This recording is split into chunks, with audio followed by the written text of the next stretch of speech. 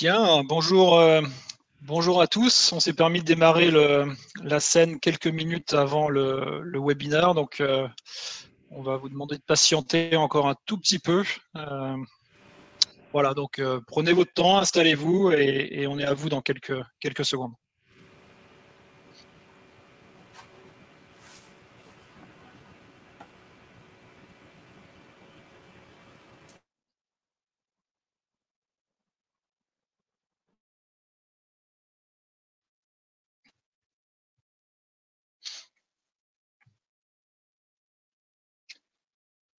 Je peux peut-être en profiter pour partager une petite modalité pratique. N'hésitez pas à utiliser le navigateur Chrome. Vous verrez, la bande passante est meilleure. Donc, si vous avez le moindre doute sur votre ligne Internet, vous pouvez changer de navigateur et basculer sur Chrome. N'hésitez pas, le webinaire n'a pas encore démarré.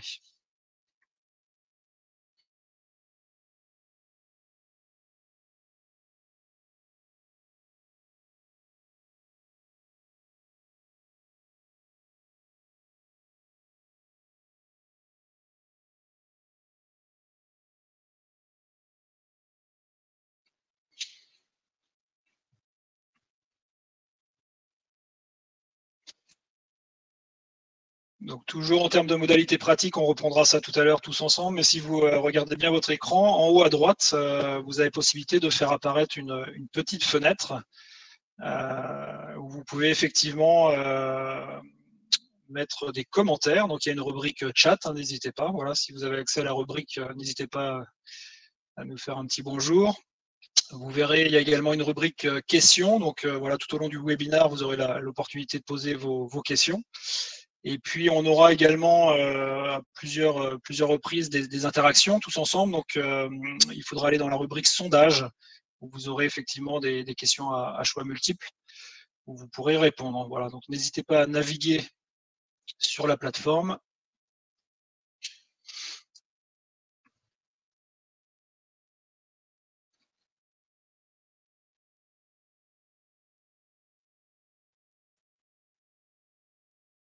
Voilà, donc il est 11h passé. Je pense qu'on va bientôt démarrer. J'attends encore un tout petit peu.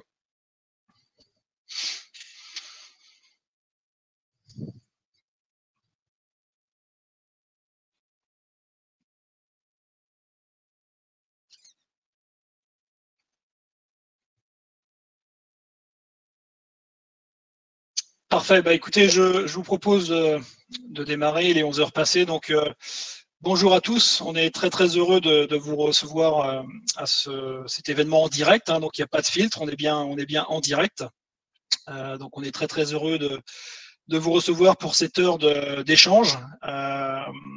Donc cette présentation sera co-animée avec Thibaut Burg, qui est responsable gestion de troupeaux chez Delaval, qui se présentera plus qualitativement là juste après. On a également le plaisir d'accueillir Catherine Journel, qui est vétérinaire indépendante, qui a une très grosse expérience dans le domaine du suivi des élevages robotisés. Donc, il va également pouvoir partager son expertise pendant ce webinaire. Et moi-même, donc, qui est responsable robotique chez Delaval depuis un certain nombre d'années maintenant. Donc voilà, donc c'est avec un grand plaisir qu'on vous accueille tous à cet événement. Donc ce webinaire est, comme je vous ai dit, il est en direct, pas de filtre, c'est pas préenregistré, donc c'est bien en direct. Donc ça va permettre effectivement d'avoir des interactions tous ensemble. Donc vous verrez tout au long de la présentation, vous aurez l'opportunité de répondre à des quiz. Donc on vous orientera bien sûr au moment voulu. Ce webinaire est ouvert à tout le monde. On a la chance et on a le plaisir d'accueillir de nombreux éleveurs. Également pas mal de conseillers d'élevage, de spécialistes de la production laitière, et donc on a aussi bien des éleveurs belges, on a la chance d'accueillir des Suisses et également des Canadiens. Voilà, donc bonjour à tous, on est très heureux de vous avoir. Donc comme je le disais tout à l'heure en intro, on va démarrer par des petites modalités pratiques. Donc on vous conseille, voilà, pour optimiser un peu la bande passante et améliorer l'expérience, on va dire, du webinaire, n'hésitez pas à utiliser le navigateur Chrome. C'est beaucoup plus fluide, vous allez voir, que Internet Explorer. Donc vous avez encore la possibilité, hein, n'hésitez pas à faire le basculement dès maintenant. Et comme je le disais tout à l'heure, il y a quelques minutes, donc sur la plateforme, vous verrez, il y a effectivement en haut à droite de votre écran un certain nombre de rubriques. Donc n'hésitez pas à naviguer sur la plateforme. Donc vous avez une petite rubrique chat où vous pouvez d'ores et déjà effectivement interagir et poser éventuellement des questions. Maintenant, les questions donc, qui arriveront tout au long de la présentation, bah, essayez de les glisser plutôt sous l'onglet questions par simplicité. Donc à la fin de la réunion, on balayera effectivement une grande partie des questions qui seront dans la plateforme. Et puis vous verrez également donc une rubrique sondage qui va permettre de répondre à plusieurs quiz là tout au long du webinaire. Voilà, donc on est parti sur un format d'une heure, à peu près 40-45 minutes de présentation, et puis on va garder effectivement un temps d'échange à la fin de cette réunion. Donc c'est un événement par définition digital, hein, donc alors les événements digitaux, ça fait déjà très très longtemps que De Laval en organise. On n'a pas attendu l'année 2020 et le Covid pour organiser ce type d'événement. Donc c'est quelque chose qui fait partie de notre quotidien, le digital. Hein. On accompagne aussi les éleveurs, nos clients à travers du e-learning, à travers effectivement des connexions à distance. Mais c'est vrai que chez De Laval, on reste aussi très très attaché aux interactions physiques, hein, parce que le digital c'est bien, mais le présentiel c'est très bien aussi. Et donc sachez qu'on continue, malgré le contexte actuel, on continue à organiser un très grand nombre d'événements. Donc des portes ouvertes, des journées d'études, des événements un petit peu VIP. Donc voilà, si vous souhaitez participer à l'une des réunions, n'hésitez pas à aller sur notre site internet et vous découvrirez l'ensemble des dates. Voilà. Donc pendant ce webinaire, donc le cœur du sujet, c'est effectivement la reproduction, hein, qui est un enjeu très très important pour vous, éleveurs laitiers, et très important pour la filière laitière en général. Donc c'est vraiment le cœur du sujet. Et comme je disais, donc Catherine Journel et Thibaut Burg vont nous partager leur expertise sur cette thématique-là. Mais juste avant de démarrer sur la reproduction, je vais me permettre de démarrer par une petite introduction, de manière à balayer un petit peu le contexte laitier, les enjeux de la production laitière aujourd'hui, et puis un petit peu l'évolution de la robotique.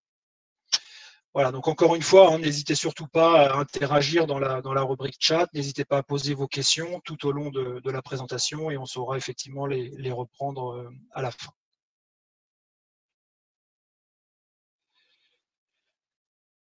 Alors les enjeux de la production laitière, alors je vais en tant qu'éleveur, je vais rien vous apprendre, hein, c'est votre quotidien, c'est effectivement les challenges et les enjeux que vous devez relever tous les jours. Mais c'est vrai qu'aujourd'hui, on a un contexte et des enjeux assez forts, et donc ça nécessite à l'ensemble de la filière effectivement de travailler sur ces enjeux-là. C'est une forme de remise en cause parfois. Et les enjeux sont liés effectivement à la pression environnementale. Hein, donc il y a des règles, il y a des objectifs, il y a des contraintes toujours plus fortes dans cette problématique-là. Donc on ne peut pas passer à côté, il faut vraiment l'intégrer dans sa conduite d'exploitation. Il y a des enjeux aussi sociétals. On reviendra tout à l'heure sur les problèmes de main-d'œuvre, mais ça devient une vraie problématique. Hein. C'est vrai que les éleveurs laitiers, notamment les grands troupeaux, ont de plus en plus de difficultés à trouver des trayeurs, d'où effectivement l'automatisation des élevages. Et puis il y a des enjeux, il ne faut pas oublier qu'on travaille dans l'alimentaire, hein, donc la qualité du lait, la traçabilité, la sécurité alimentaire en général, c'est un enjeu très très fort auquel le groupe de Laval est effectivement très très attaché. Et puis toute la dimension bien-être animal. Donc voilà, donc tout ça c'est votre quotidien, je ne vous apprends rien, mais c'est vrai que dans notre approche donc de Laval et son réseau de concessionnaires, on met tout en œuvre pour vous accompagner à relever ces différents défis. Hein. Donc on a des solutions, on a des packages, on a des programmes spécifiques pour vous aider à diminuer l'empreinte carbone sur vos fermes. On a des solutions et un savoir-faire pour optimiser la qualité du lait, etc. etc. Donc, ça fait vraiment, vraiment partie de notre quotidien de vous accompagner sur ces problématiques-là.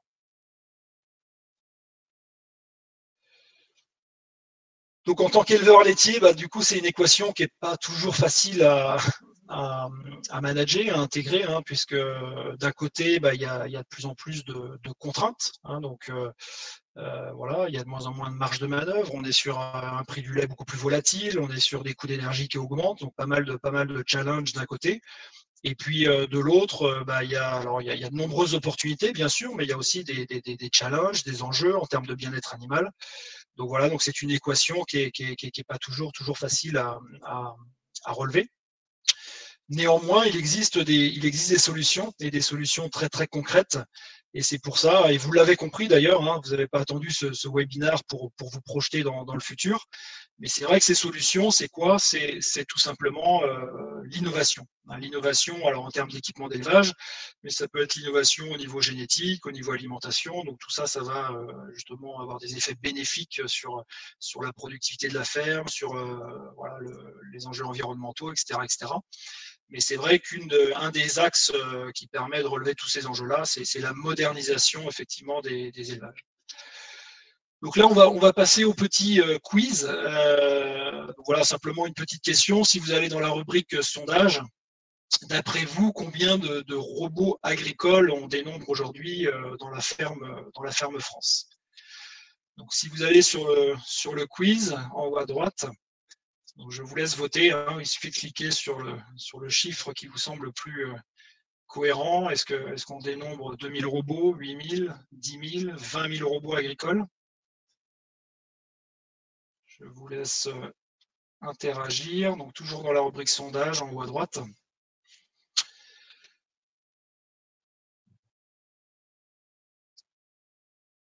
Voilà, donc plus d'un quart d'entre vous, effectivement, votent pour 10 000 robots agricoles. Donc je vois même un tiers, on est un tiers maintenant. Donc je vois qu'on a un public éclairé. Je confirme, on a effectivement aujourd'hui 10 000 robots agricoles en France. Je vous fais défiler ici. Donc il y a eu un article qui est paru dernièrement et qui a dénombré effectivement le nombre de robots agricoles. Donc là, ça intègre l'élevage, mais pas que. Hein, ça intègre aussi toute la robotisation qui est très présente aujourd'hui dans les cultures spécialisées, chez les maraîchers, dans les grandes cultures. Donc plus de 10 000 robots agricoles. Mais c'est vrai que l'élevage laitier a été particulièrement précurseur, puisque ça fait déjà 20 ans qu'on a commencé à automatiser les fermes laitières et on dénombre aujourd'hui plus de 8500 robots de traite en France. Donc 8 robots, on va dire 8 robots agricoles sur 10 aujourd'hui en France sont des robots de traite. Et on pense que le nombre de robots agricoles va doubler dans les 5 prochaines années. Hein, donc que ce soit dans le domaine de la traite, de l'alimentation, encore une fois, des applications liées aux cultures spécialisées. Mais c'est vrai que la robotisation n'est qu'à ses débuts. Hein, donc c'est quelque chose qui va continuer à se démocratiser dans les prochaines années. Donc on a observé clairement en France un basculement depuis 3-4 ans, donc un basculement entre la traite dite conventionnelle, donc les salles de traite, les rotos, vers la robotique. Donc aujourd'hui, on vend plus de robots de traite que de salles de traite. Et on est intimement convaincu que ce taux de pénétration, ce pourcentage va s'accentuer dans les années à venir. Donc, De Laval est un des principaux acteurs dans le domaine de l'automatisation des élevages laitiers. Donc, ça fait plus de 20 ans qu'on est présent sur ce marché-là. Donc, je ne vais pas vous balayer tout l'historique de Laval. On n'a malheureusement pas assez de temps.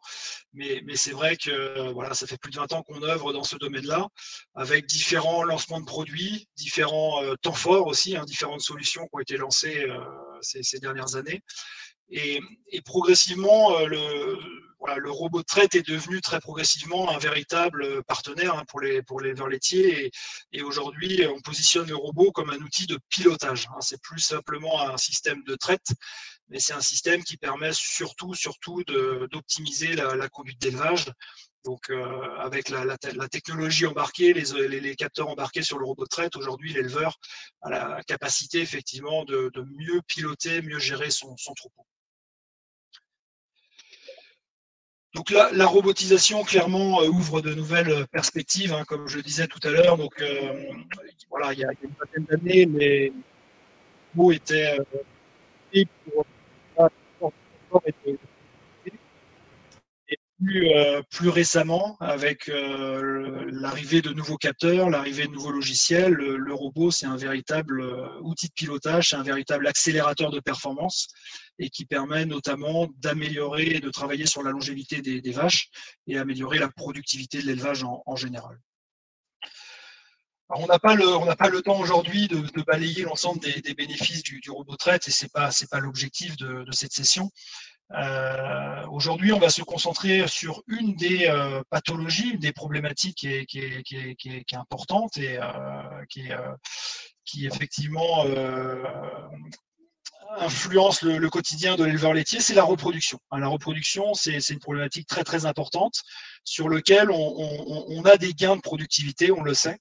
Et les enjeux sont très très importants parce que si vous gérez bien la repro, ça se matérialise par voilà, plein de bénéfices, hein, à savoir plus de lait, plus de productivité, meilleure rentabilité.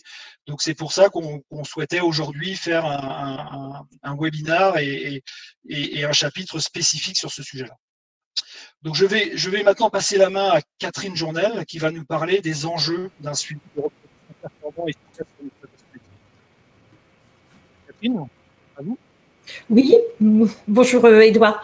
Eh bien, bonjour à tous. Je me présente rapidement. Je suis vétérinaire rural, spécialisée dans le conseil en traite robotisée, et je vous propose de rentrer directement dans un de mes sujets préférés, à savoir reproduction et traite robotisée. Alors, il se trouve que la vache ne collabore pas toujours au projet ambitieux d'une mise à la reproduction harmonieuse et choisie. Alors, comme le montre ce schéma, l'appareil reproducteur est le parent pauvre de la vache laitière. Pourquoi? Eh bien, la nature est bien faite. Après la naissance du veau, la priorité hormonale, c'est de le nourrir pour assurer la survie de l'espèce. Et donc, excusez-moi de l'expression, mais de ne pas remettre le couvert tant que la survie de l'espèce n'est pas assurée. En fait, cette adaptation physiologique majeure, propre à tous les mammifères, nous permet de comprendre les stratégies développées par nos chères vaches pour retarder la reprise de l'activité ovarienne ou tout simplement ne pas montrer qu'elles sont fécondables. Les vaches actuelles produisent beaucoup plus de lait que les besoins de croissance d'un veau. Cette orientation hormonale s'en trouve donc renforcée. Pour gagner de l'argent en système robot, il faut avant tout amortir l'achat du robot par une quantité maximale de lait vendu, tout en respectant la capacité de logement disponible qui va permettre d'assurer le confort de couchage de chaque vache, j'insiste. Après 15 ans de travail quasi exclusif dans le domaine de la traite robotisée, ce dont je suis certaine, c'est que le pilier de la réussite au robot de traite, c'est la maîtrise du sujet reproduction, avec à son centre l'optimisation de la durée des lactations. Alors, selon les auteurs, une journée de retard à la fécondation, ça va coûter entre 2 et 5 € par vache et par jour. En traite robotisée, les retards subis de mise à la reproduction peuvent coûter beaucoup plus cher. En effet, l'allongement anormal des lactations peut déstabiliser toute la cohérence globale du système de production de lait. Et vous le savez tous très bien. Commençons donc par planter le décor. Alors, quelles sont les 4 clés de succès en traite robotisée? La première, étaler les vélages. La deuxième, tarir des vaches entre 15 et 25 kg en fonction du quota qu'on va avoir à réaliser sur le robot. Et en troisième point, faire vieillir les vaches pour essayer de tendre vers 25-30% de primipare maximum. Donc, nous allons revenir sur ces 3 points. Le quatrième point, qui n'est pas des plus faciles à réaliser, c'est d'essayer de lever très tôt tous les freins qui détériorent la santé de l'appareil génital. C'est indispensable pour être en mesure de pouvoir inséminer une vache lorsqu'il est raisonnablement temps de le faire. Il faut donc, dans un premier temps, prévenir, identifier et traiter précocement tout l'ensemble des maladies qui nuisent à la bonne santé de l'appareil génital. Les vélages difficiles, les non-délivrances, les métrites, le déficit énergétique, les maladies métaboliques et les carences. Et dans un deuxième temps, on va essayer de tenter de déjouer les stratégies développées par la vache qui n'exprime pas ou très peu ses chaleurs. En effet, ce que l'on appelle habituellement l'anœstrus ou l'absence de chaleur est beaucoup plus souvent une non-manifestation ou une non-visualisation des chaleurs de votre part qu'une réelle absence de cyclicité. Alors, pourquoi ne pas vouloir saturer le robot? Point important, la régularité des intervalles entre les traites permet d'augmenter la production de lait et surtout, c'est indispensable pour la persistance. Les vaches en début de lactation, vous le savez tous très bien, les utilisateurs de robots doivent être traites 3 fois par jour. S'il y a des vaches trop nombreuses à plus de 200 jours, elles vont consommer de la traite, au détriment souvent des vaches en début de lactation. La demande de traite, ça se calcule facilement. Voici la formule, vous l'avez sur la slide. Pour que la demande de traite reste toujours inférieure à la capacité de la machine, qui aujourd'hui va pouvoir monter jusqu'à 190-195 traites, il faut avoir toujours les mêmes proportions de vaches en début, en milieu et en fin de lactation. Soit un stade de lactation objectif de 170 à 190 jours, pratiquement toute l'année. Pour parvenir à ce résultat, seule une bonne maîtrise de l'intervalle vélage IA fécondante permet de limiter l'effectif de nos fameuses vaches vieilles en lait. Le suivi régulier de la demande de traite, donc par le calcul du troupeau, va vous permettre de surveiller la situation et surtout d'éviter de passer la ligne rouge avec une demande de traite qui pourrait être supérieure à la capacité de la machine. Maintenant, tarir des vaches entre 15 et 25 kg. Pourquoi? Déjà, dans un premier temps, pour maîtriser les coûts alimentaires. Si on croise le prix de vente du lait et le coût journalier de la ration, on constate que les 8 à 10 premiers litres de lait vendus couvrent uniquement le coût de la ration quotidienne de notre vache. Question, pour les vaches à 15 kg, que va-t-on payer avec les 5 litres restants? Alors, tarir des vaches entre 15 et 25 kg a également pour objectif de pouvoir optimiser son temps de travail. En traite robotisée, la règle des 20-80 s'applique. Vous le savez tous très bien. 20% de vos vaches vont pratiquement monopoliser 80% de son temps. Alors, qui sont les vaches qui vont prendre du temps? En fait, on a 2 groupes de vaches. Les vaches en début de lactation, les primipares en particulier, qui prennent du temps, apprentissage de la traite, apprentissage du circuit, maladies qui sont quand même plus fréquentes autour du vélage, et puis toute la phase mise à la repro. Surveiller les chaleurs, inséminer des vaches, ça prend du temps. Faire les diagnostics de gestation, ça prend du temps. Et puis, on a un deuxième groupe de vaches. Les vaches en fin de lactation avec peu de lait. Les fameuses vaches en retard, celles qu'il faut toujours aller chercher. Ce sont des vaches qui sont les plus chronophages. Elles consomment beaucoup de temps avec, malheureusement, un retour en produit lait qui est souvent faible. Et malheureusement, le temps consacré parfois à ces vaches se fait au détriment des vaches en début de lactation. Or, le temps, c'est de l'argent et malheureusement, il n'est pas extensible. Donc, les outils d'aide à la gestion de la reproduction doivent permettre de gagner du temps et d'éviter les pointes de travail et surtout de limiter l'astreinte. Un objectif raisonnable de confort de travail, c'est de pouvoir se concentrer sur un nombre limité et régulier d'animaux à surveiller en même temps, simultanément, d'instaurer des routines de travail régulières tout au cours de l'année et également de pouvoir se faire remplacer relativement facilement. Alors, avant de passer à la slide suivante, donc, comme l'a fait tout à l'heure Édouard, je vais vous poser une petite question. Donc, quel est le coût moyen, d'après vous, d'une génisse d'élevage? Est-ce qu'une génisse vous coûte 600 €, 1000 €, 1300 € ou 1800 €? Donc, on va vous laisser le temps de répondre.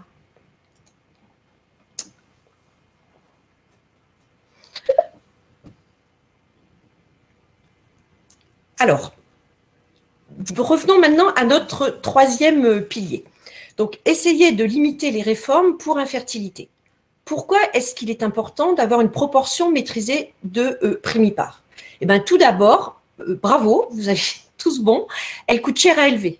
1300 €, ben voilà, ce sont les chiffres moyens et c'est un investissement important, sachant que quand on vend une vache de réforme, on ne la revend en moyenne que 940 €, 950 € l'animal. Nos primipares, elles produisent moins de lait, elles produisent moins de taux, elles prennent beaucoup de temps et quelque part, faire véler une primipare, bah, c'est toujours un pari. On ne sait jamais sur qui on va tomber. Donc, pour améliorer la rentabilité des élevages, il faut absolument augmenter la longévité des vaches et avoir un nombre raisonnable de primipares. Rentrons maintenant dans l'intimité de la courbe de lactation d'une vache d'un profil, somme toute, assez classique en système robot. Cette vache a été traite pendant 374 jours, soit plus d'1 an, parce que malheureusement, elle a été fécondée au 127e jour de lactation. De ce fait, on va la tarir à 15 kg de lait. Donc, sur son temps de présence en vache VMS, elle a produit en moyenne par jour de présence 30 kg. Imaginons que l'on parvienne, sur cette vache, à gagner 2 cycles. Sur son intervalle vélage IA fécondante. Donc, elle sera fécondée à 85 jours, ce qui semble quand même beaucoup plus raisonnable au vu de sa courbe de lactation. Je pense que vous partagez mon point de vue. De ce fait, cette vache sera tarie à 21 kg de lait. Elle sort du coup des radars des vaches à aller chercher et en moins d'1 an, en 332 jours de présence au robot, cette vache a produit en moyenne 31,5 kg par jour de présence au robot de traite. Donc, vous voyez ici, vous avez la démonstration simple que diminuer l'intervalle vélage IA fécondante permet d'optimiser la quantité de lait vendu par jour de présence au robot de traite, parce que c'est là qu'est votre challenge. Et maintenant, reste à trouver avec quels outils on va pouvoir envisager de gagner 2 cycles sur l'intervalle vélage IA fécondante pour ce type de vache qu'on peut retrouver dans chacun de vos troupeaux.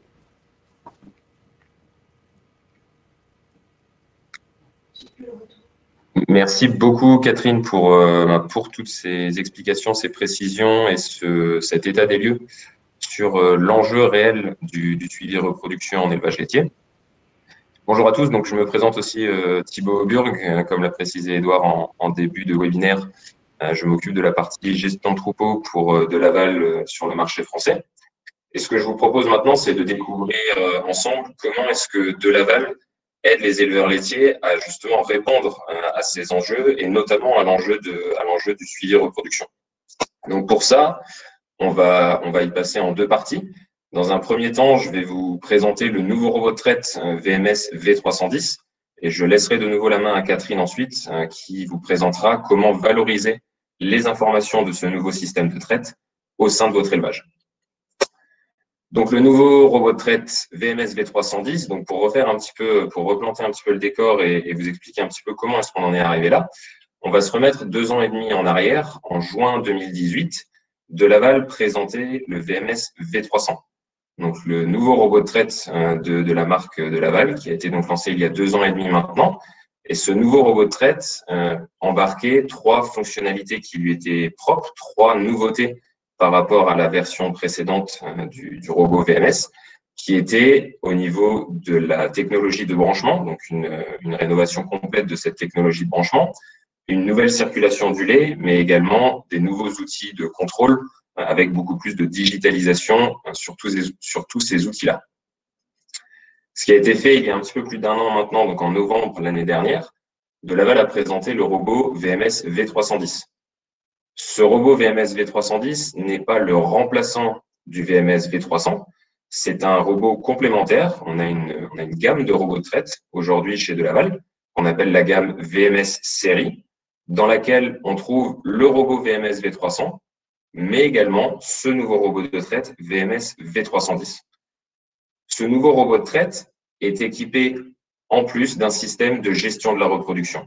C'est la différence par rapport au système V300, c'est qu'il embarque un module de suivi de la reproduction que nous avons baptisé De Laval Repro. Ce que je vous propose, c'est de découvrir ensemble du coup ce que contient et ce que propose ce module De Laval Repro. De Laval Repro va permettre de suivre la reproduction de votre troupeau de vaches laitières directement sur votre ferme, 24 heures sur 24, 7 jours sur 7, de manière totalement automatique. Qu'est-ce qu'on entend par suivi reproduction? Par suivi reproduction, on entend réalisation de constats de gestation de manière totalement automatique, détection des cycles anormaux ou des troubles de la reproduction. J'entends par là tout ce qui va être kyste, kyste folliculaire ou kyste lutéo, mais également anostrus. Vous allez également avoir les informations d'avortement ou de mortalité embryonnaire précoce, les pertes de gestation. Et la principale, et je dirais la principale fonctionnalité de ce module de Laval Repro, c'est la détection des chaleurs, de toutes les chaleurs, même les chaleurs silencieuses. L'objectif et la finalité de tout ça, comme l'expliquait Catherine dans les enjeux de la reproduction, c'est d'arriver à davantage de lactation productive sur vos vaches, faire vieillir les vaches laitières, d'avoir moins de vaches vides à un instant donné, mais également de mieux maîtriser les réformes et notamment baisser et limiter les réformes pour raison d'infertilité. Voilà tout l'enjeu du module de Laval Repro. Tout ça a été pensé de manière à ce que ce soit très simple pour l'éleveur. Je m'explique, l'accent a été vraiment mis lors du développement de ce nouveau module de Laval Repro sur la simplicité. C'est-à-dire que pour l'éleveur, les informations sont toutes concentrées sur le tableau de bord et la seule chose qu'il y a à faire pour réaliser son suivi reproduction, c'est d'arriver le matin devant l'ordinateur, secouer la souris pour sortir l'écran du mode veille et vous allez récupérer toutes les informations nécessaires au suivi reproduction de votre troupeau. Donc, ce que vous voyez sur la droite de votre écran, c'est le tableau de bord du De Laval Delpro, donc notre logiciel de gestion de troupeau. Et ce que vous voyez en zoom sur la gauche, c'est ce qui est proposé à tous les éleveurs équipés de VMS V310 pour réaliser du suivi reproduction. C'est-à-dire que vous allez récupérer une liste des vaches à inséminer, des vaches probablement gestantes, des vaches avec des troubles de reproduction, et enfin une liste des vaches qui présentent une mortalité embryonnaire précoce ou un avortement. Ces informations-là sont donc rapidement et très simplement accessibles. Et ce qui est intéressant, c'est que ce sont des informations très précises. Alors, comment est-ce qu'on arrive à ce niveau de précision? C'est car le module de Laval Repro va doser la progestérone directement dans le lait. Alors, pourquoi la progestérone? Aujourd'hui, vous en avez sans doute déjà entendu parler, la progestérone est ce qu'on appelle le golden standard en termes de suivi reproduction d'un point de vue hormonal. C'est-à-dire que c'est l'hormone de référence utilisée pour définir le cycle ou le statut de reproduction d'un animal. Et c'est donc pour ces raisons-là que De Laval s'est penché sur l'analyse de progestérone il y a déjà plusieurs années maintenant et a fait le choix, a décidé d'embarquer ce suivi progestérone, ces dosages de progestérone afin de suivre la reproduction directement au sein de son robot de traite VMS V310. Donc, comment se passe le dosage? Un échantillon de lait, une goutte de lait en fait, est prélevé au cours de la traite, va être déposé sur une bandelette réactive. Et cette bandelette, au bout de 4-5 minutes, aura réagi par colorimétrie et on va pouvoir du coup informer notre système Delpro d'un niveau de progestérone dans le lait. Donc, ces dosages de progestérone sont très précis et on en veut pour preuve l'historique et l'expérience que De Laval a obtenu sur ces différents dosages de progestérone depuis déjà plusieurs années. Donc, si on reprend un petit peu l'historique du dosage de progestérone chez De Laval, du dosage de progestérone en direct à la ferme, il faut savoir qu'il y a maintenant bientôt 15 ans, en 2007, la Société De Laval a lancé le laboratoire qui était baptisé Herd Navigator, qui est un laboratoire qui va permettre d'analyser plusieurs constituants du lait, notamment la progestérone, mais également les corps cétoniques et une enzyme responsable des infections d'un point de vue de l'animal. Et ce laboratoire Navigator a été lancé pour la première fois et commercialisé en France à partir des années 2011. Donc, on a une expérience de plus de 10 ans en France au niveau, je dirais, de ces analyses et notamment du dosage de progestérone dans le lait. Alors, comme Édouard et comme Catherine, je souhaiterais vous poser une petite question. Donc, dans la rubrique sondage, en haut à droite de votre écran, à votre avis, quel nombre d'analyses ont été réalisées en 2017, nombre de dosages de progestérone? Donc, combien de dosages de progestérone ont été réalisés, à votre avis, à l'année 2017? Est-ce qu'on a passé le cap des 100 000, 1 million, 10 millions ou 50 millions de dosages de progestérone à l'année 2017? Je vous laisse quelques instants pour répondre. Donc, dans la petite partie sondage que vous avez en haut à droite de l'écran, comme pour les deux précédents sondages. Donc, ça penche pour le 10 millions, principalement, entre 1 et 10 millions. Eh bien, c'est plus que ça. Certains d'entre vous avaient la bonne réponse. En 2017, Delaval a déjà dépassé la barre des 50 millions d'analyses de progestérone effectuées à travers le monde. Et donc, ce chiffre est forcément en train de continuer à augmenter et on approche la barre des 100 millions qui devraient être dépassés d'ici l'année prochaine. La principale raison, c'est que depuis maintenant 1 an, nous commercialisons et nous installons des robots VMS V310 qui intègrent donc ce module repos et réalisent donc au quotidien des analyses de progestérone dans le lait. Donc, tout ça pour vous montrer en fait l'expérience et la solution éprouvée, si je pourrais dire, de dosage de progestérone. Alors, cette solution, on la veut simple et comme je vous le disais en introduction, totalement automatique. C'est-à-dire que vous n'avez aucune demande à faire au système. C'est le système qui va s'occuper lui-même de savoir quand analyser quelle vache pour vous restituer une information très précise sur son statut reproduction. Vous n'avez pas à vous inquiéter de la fréquence d'analyse ou de penser à demander à votre système de faire des analyses. Il va s'en occuper tout seul. C'est ce qu'on appelle le biomodèle. Ce biomodèle, comme je le disais, est 100% automatique et va en fait analyser vos vaches entre 20 jours après leur vélage jusqu'à ce qu'elles soient confirmées gestantes 55 jours après une insémination fécondante. Ce que vous voyez à l'écran, c'est ce qu'on appelle la courbe des dosages de progestérone. C'est donc l'évolution des différents dosages de progestérone dans le temps. Je laisserai Catherine y revenir un petit peu plus en détail juste après. Très simplement, ce que nous voyons, c'est un premier cycle avec une première montée du niveau de progestérone qui nous amène ensuite à une première chaleur. On voit ensuite un deuxième cycle avec une deuxième venue en chaleur sur laquelle je vois qu'il y a eu une insémination effectuée avec le petit diamant bleu sur le dessus. Cette insémination a été réussie vu qu'on voit que la vache a été certifiée probablement gestante par le Delaval Repos. Et automatiquement, les analyses s'arrêteront donc 55 jours après une insémination si elle est bien toujours fécondante. Mais encore une fois, je laisserai Catherine vous apporter un petit peu plus de compléments dans la prochaine partie. Et justement, Catherine Journel, tout comme un autre partenaire que nous avons au sein de Delaval France, qui est le cabinet FDS, sont nos partenaires et nos relais sur le terrain pour venir vous former et vous paramétrer, je dirais, le logiciel Delpro afin que vous puissiez, de manière très simple, suivre la reproduction sur votre élevage. Donc, en fait, à chaque installation de VMS V310, nous associons toujours le suivi, soit de Catherine Journel, soit du cabinet FDS, afin de venir chez vous réaliser en fait cette formation et ce petit paramétrage au niveau du logiciel pour que vous ayez également accès, comme je l'ai montré tout à l'heure, aux différentes informations de suivi reproduction directement depuis votre tableau de bord. Donc, ces partenaires, que ce soit Catherine Journel ou le cabinet FDS, sont bien entendu certifiés au niveau de Delaval France et nous avons des échanges réguliers avec eux afin de permettre à ce qu'ils soient toujours à jour sur les différentes versions de logiciels, sur les différentes informations qu'ils peuvent vous apporter. Donc, ce que je vais faire, je vais repasser la main à Catherine Journel qui va pouvoir vous expliquer un petit peu plus comment valoriser justement toute cette information que vous allez recevoir sur le petit panneau gauche. Alors, merci pour cette transition, Thibaut. Alors, pourquoi doser la progestérone? Parce que la progestérone, comme tu le disais tout à l'heure, c'est l'indicateur idéal pour pister l'activité ovarienne. La progestérone, c'est l'hormone, comme son nom l'indique, qui protège la gestation.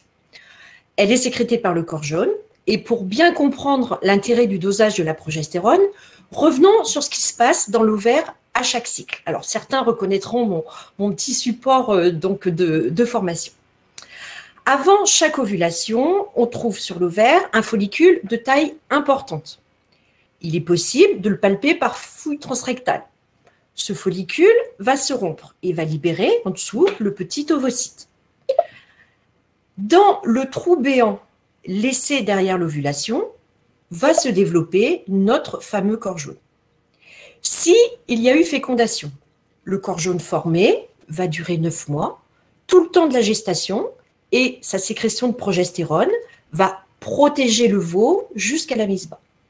S'il n'y a pas eu de fécondation, le corps jaune va dégénérer rapidement et la progestéronémie va chuter. C'est la disparition du corps jaune qui nous informe que la vache a terminé son cycle. Donc, elle va ovuler de nouveau et on pourra l'inséminer au plus tôt dans les 48 heures. Donc, le suivi du niveau de progestérone et son interprétation par le biomodèle va donc permettre, comme vous le disiez tout à l'heure Thibaut, d'inséminer en aveugle. C'est-à-dire sans aucune surveillance des chaleurs. Le dosage de la progestérone permet donc de nous répondre à la question est-ce que la vache est cyclée ou pas, et d'anticiper de 48 heures les inséminations à réaliser. Il est important d'avoir à l'esprit qu'avec le dosage en continu de cette fameuse progestérone, on connaît en temps réel à quelle étape exacte du cycle sexuel on se trouve. Et pour cela, pour chaque vache du troupeau et pour l'ensemble du troupeau. En fait, on est vraiment dans le domaine du monitoring en temps réel de l'ovaire et seule la robotisation et des biomodèles puissants peuvent permettre de réaliser ce type de performance. On pourra donc visualiser sur le PC, c'est la slide précédente s'il te plaît, Édouard. On pourra donc visualiser sur le PC la courbe de progestérone qui matérialise la mise en place, l'activité et la dégénérescence du corps jaune. Toutes les vaches concernées par une chute de progestérone seront l'objet d'une alarme qu'on appelle alarme chaleur et qui vous annonce une ovulation à venir. Donc, ces vaches concernées par l'alarme chaleur, elles vont être consignées dans le rapport insémination qui indique chaque jour l'identité des vaches à inséminer 48 heures plus tard. Expression ou pas de chaleur, on peut inséminer sans surveillance. Et ça, c'est vraiment le point important.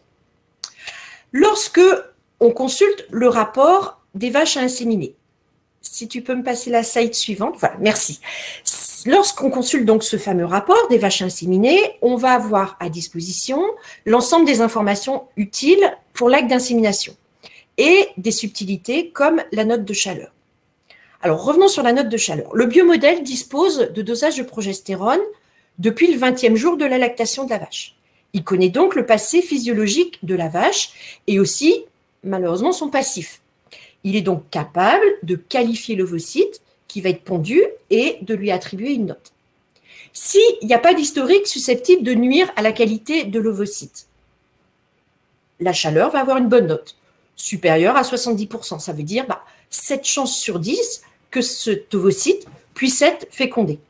Si par contre, on a un historique d'anestrus, de kyste ou alors de corps jaune de mauvaise qualité au cycle précédent, eh bien, la chaleur sera attribuée d'une mauvaise note car l'ovocyte qui va être pondu, on sait qu'il a souffert, marquage, et a moins de chances d'être fécondable.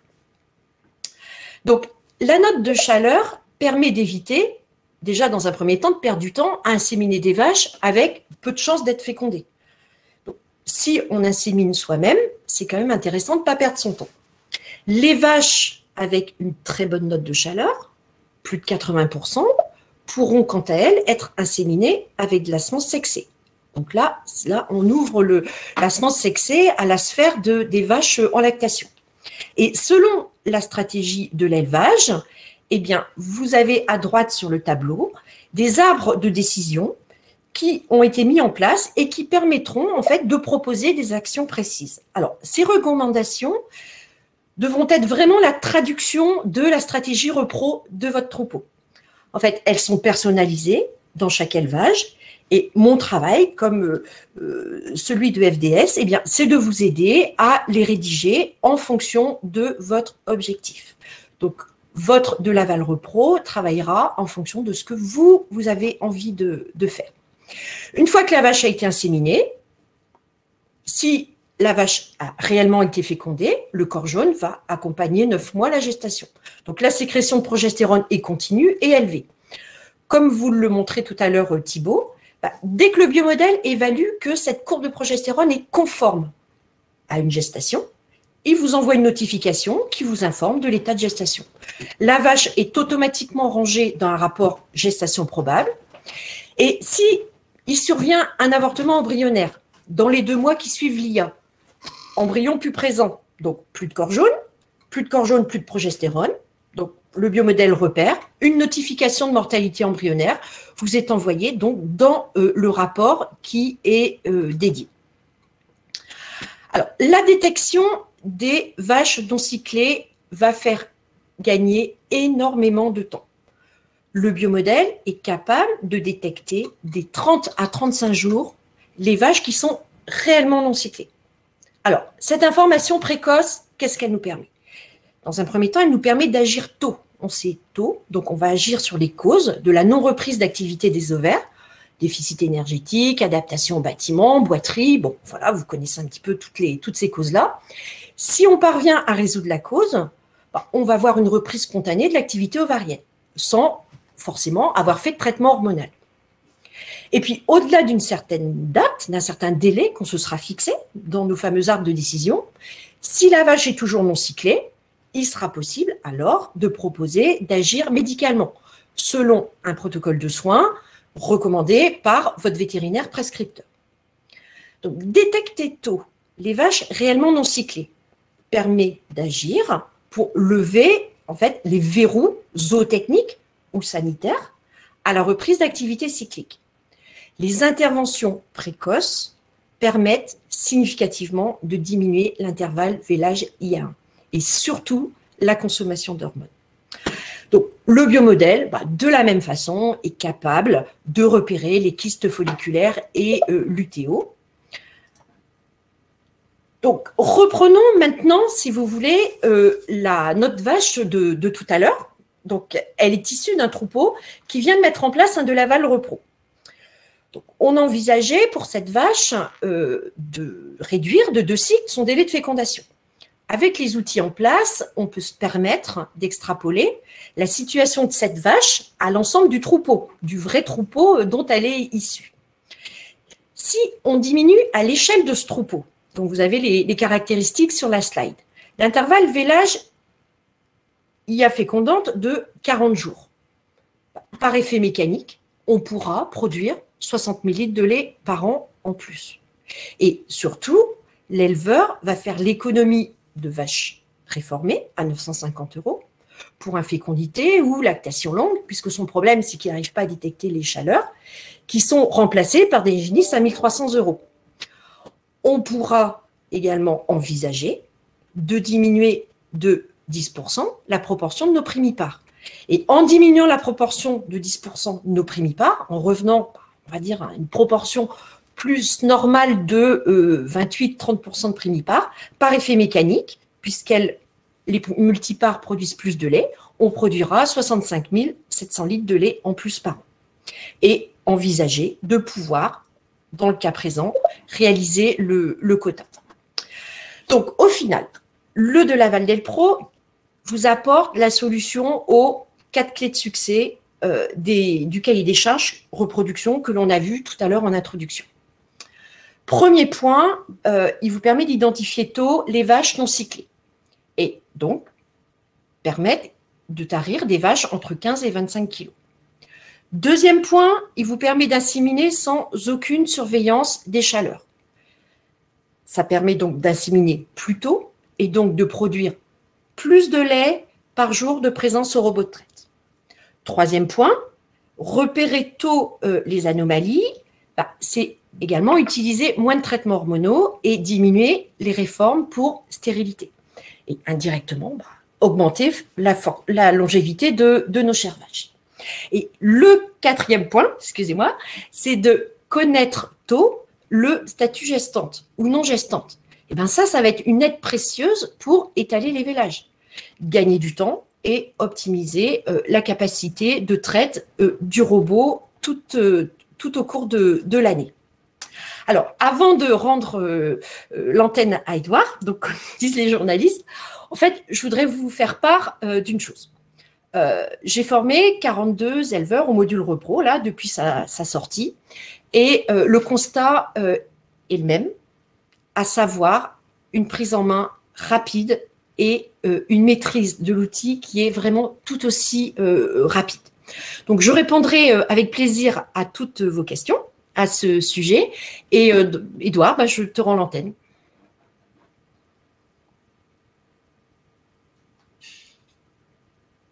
Parfait. Merci beaucoup, Catherine. Merci, Thibaut.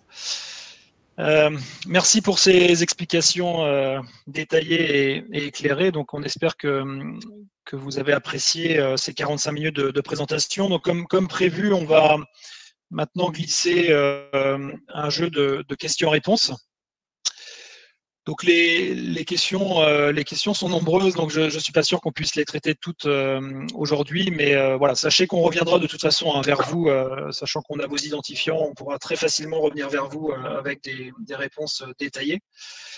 Il y a plusieurs explications, alors d'ordre zootechnique peut-être, Catherine, mais c'est voilà, exemple d'une vache à 60 kg, une vache à 60 kg au pic, combien de temps faut-il attendre avant de l'inséminer, hein? Donc pour des vaches très très fortes productrices, est-ce qu'il y a une stratégie différente en termes d'insémination?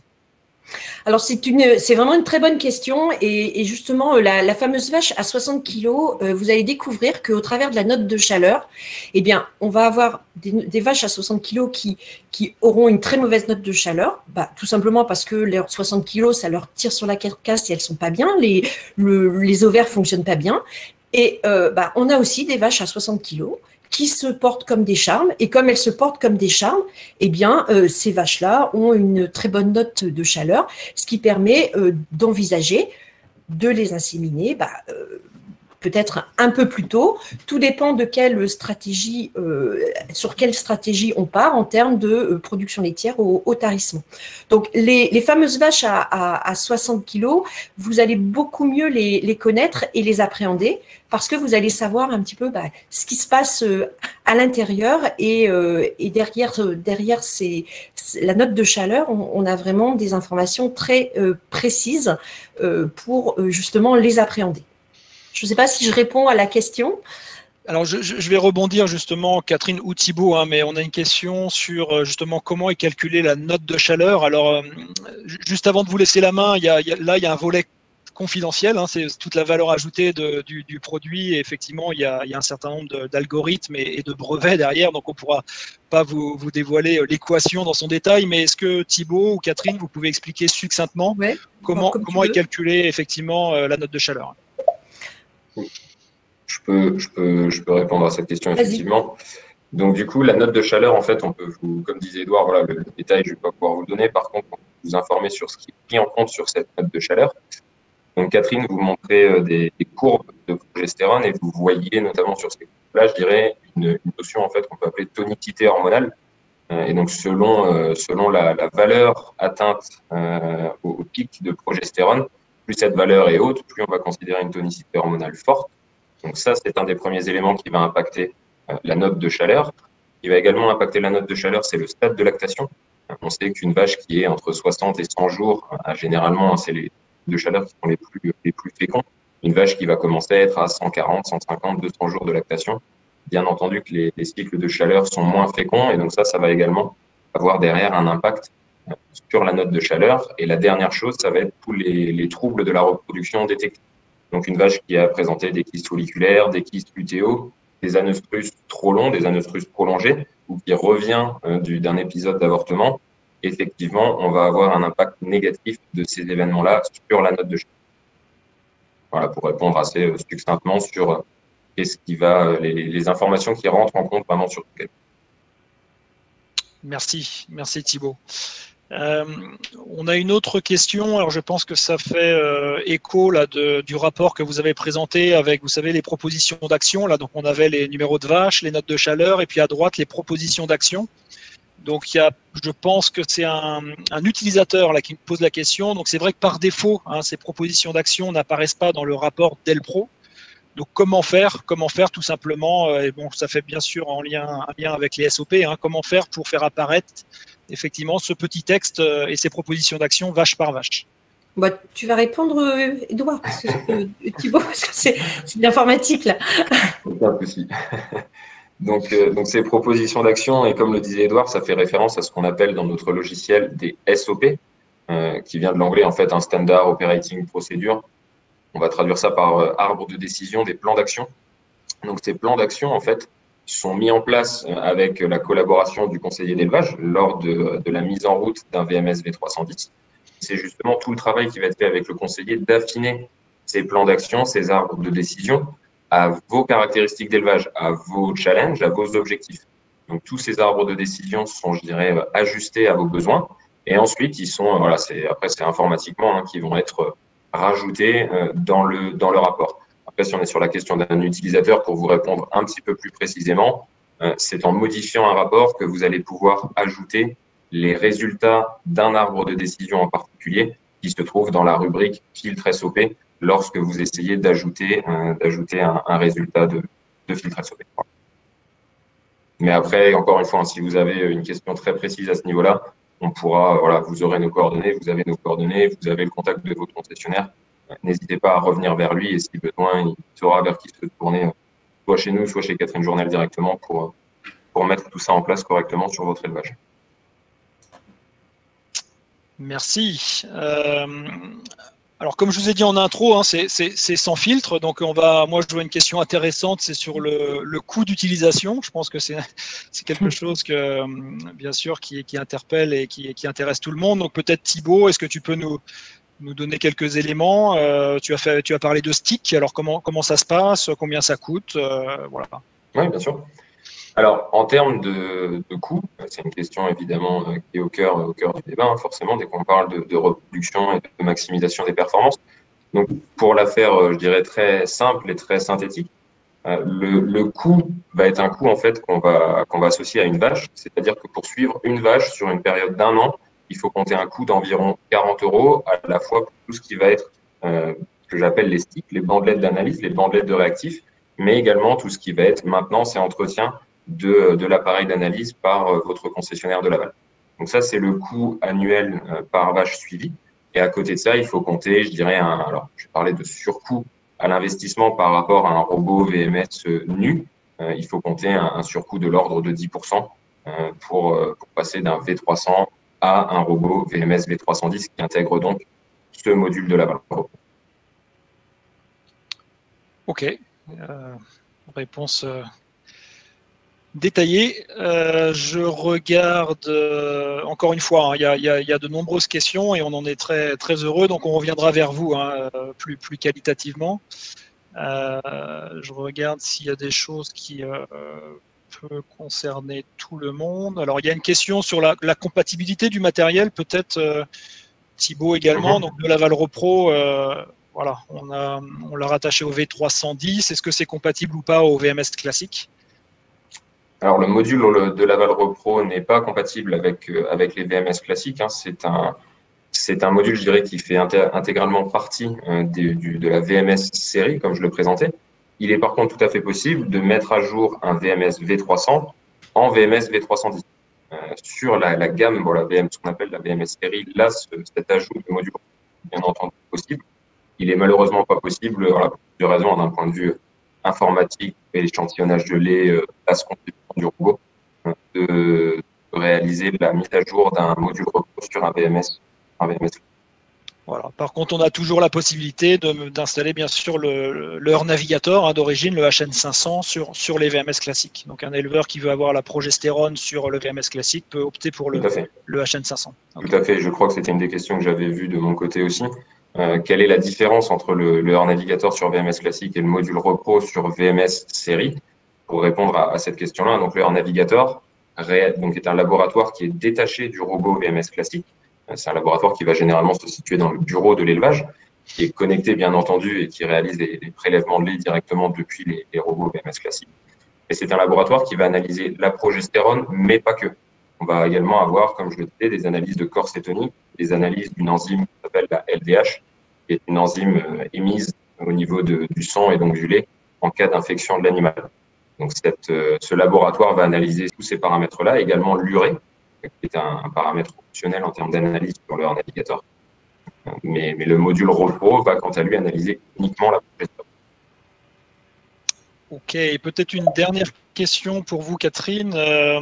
Combien de temps faut-il attendre entre l'insémination, entre le moment où vous avez l'alarme et le moment où il faut inséminer la vache? Donc, est-ce que c'est voilà, un temps fixe ou est-ce que c'est une approche un peu à la vache? Alors ça, c'est une bonne question parce que c'est quand même souvent une source un petit peu d'inquiétude. Donc, le but, c'est de pas de surveiller les chaleurs. Donc, on va se fixer au départ un délai donc de 48 heures. Donc, on va inséminer en aveugle la vache 48 heures après la réception de l'alarme chaleur. Donc, bien entendu, si le 48 heures tombe à 3 heures du matin, on n'inséminera pas à 48 heures, mais à 48 heures plus 5 ou 6 heures. Et les arbres de décision permettent de repérer les vaches qui ont des cycles longs. Donc, dans le cadre des propositions qui seront faites, les vaches qui ont déjà été inséminées sur des 23, 24, 25 jours, d'office, on proposera en fait d'inséminer plutôt à 60 heures. Donc 48 heures par défaut, 60 heures pour celles sur lesquelles on sait déjà qu'on a un intervalle un peu plus long entre les chaleurs, parce que c'est quand même le lot de nos vaches à haut niveau de production. Et ce qu'il faut savoir, c'est que si vous rentrez bien en fait les inséminations avec l'heure d'insémination, à l'intérieur de Delpro, on va pouvoir établir des statistiques qui vont nous calculer un taux de réussite à l'IA en fonction de l'intervalle donc de réception de l'alarme et du moment où vous avez réalisé 60, 100, 200 inséminations. Ce qui veut dire qu'au gré du temps, surtout quand on fait la deuxième intervention, au bout de 6 mois, parce que vous avez déjà fait en général pas mal d'inséminations, on peut, en fonction des troupeaux, ajuster le délai qui va, dans certains troupeaux, pu être de 48 heures. Mais si on est sur des niveaux élevés, on va passer peut-être directement sur du 60 heures ou une cote mal taillée entre les deux. Donc, il faut bien qu'il y ait un commencement. Donc, par défaut, 48 heures. Et la plupart des troupeaux, même une fois qu'on peut établir les statistiques, restent sur cette règle des 48 heures. Soyez rassurés, comme vous le disiez tout à l'heure, Édouard, on a quand même 10 ans de recul. Moi, ça fait quand même 10 ans que je manipule la progestérone donc, dans la collaboration que j'ai avec de Laval.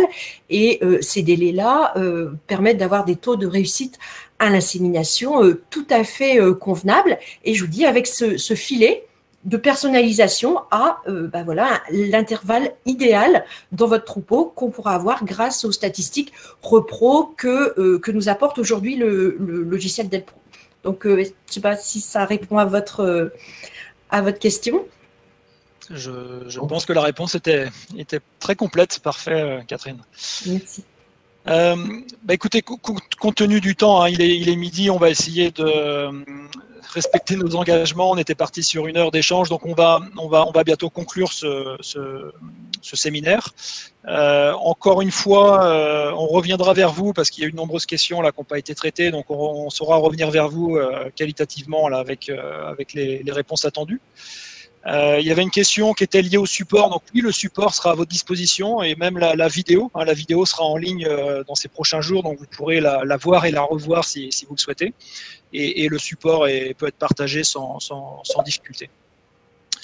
Donc on souhaite vraiment vous remercier toutes et tous pour cette réunion. Donc merci aux différents intervenants. Merci Catherine, merci Thibaut. Merci à tous effectivement de nous avoir rejoints à ce webinaire. Donc sachez que la repro, c'est comme on l'a dit en introduction, c'est une véritable enjeu, véritable problématique pour les éleveurs laitiers. De Laval a des solutions à vous proposer. On a aujourd'hui plusieurs centaines d'installations qui sont équipées du V310. On n'est pas peu fiers du succès commercial à la fois et puis du succès technique parce que ça apporte un vrai bénéfice. Donc, c'est un produit qui est vraiment plébiscité. On a beaucoup d'installations qui tournent déjà en France. Et sachez que vous pourrez découvrir une des installations dimanche prochain, donc le 15 novembre prochain. Vous pourrez trouver donc sur nos sites Facebook, site de Laval, une visite 360, une visite virtuelle où vous pourrez effectivement voir et découvrir une installation équipée du de Laval Repro. Voilà, donc on reste à votre disposition. Encore une fois, ces événements digitaux sont très importants pour nous, mais on reste très attaché effectivement aux réunions physiques et aux échanges effectivement physiques. Donc n'hésitez pas, surtout n'hésitez pas à contacter votre concessionnaire le plus proche et il saura donc répondre à l'ensemble de vos questions. Voilà, donc encore une fois, merci à tous pour cette présentation et puis on vous souhaite une excellente journée, un bon week-end et on reste à votre disposition si vous avez d'autres questions. Vous avez nos coordonnées sous les yeux, donc n'hésitez pas à nous contacter. Merci beaucoup, merci à tous. Bonne journée, bon week-end. Au revoir, très bonne journée et puis peut-être à bientôt sur la formation HN100.